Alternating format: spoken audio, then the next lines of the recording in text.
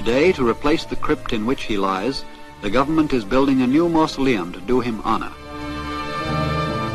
On the leveled-off top of one of the highest hills around Ankara, the foundations are being laid for a memorial which will take years to complete and will cost vast sums of money. But despite the splendor of the monument to the founder of modern Turkey, the people living on the hills behind Ankara, the common folk who revere his memory, are little better off for all that he attempted to do. Today, most of Turkey's 19 million people are just about as poorly housed, as badly paid, and as shabbily dressed as were their grandfathers. Out of the nation's heavily burdensome taxes, so much goes to support the army that little is left over to provide decent housing or adequate education.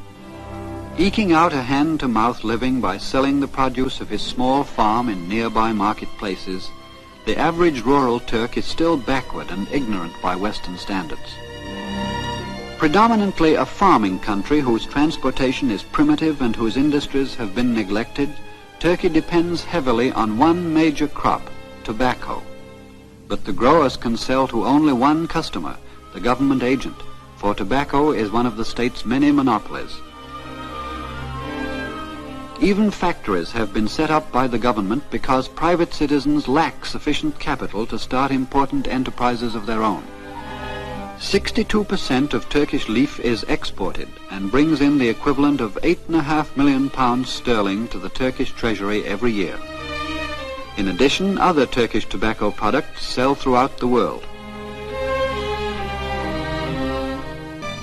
But little money trickles down to Turkey's peasants, who comprise some 80% of the population, and whose cash income is seldom more than about £12 a year. Even today, farming methods are primitive in the extreme.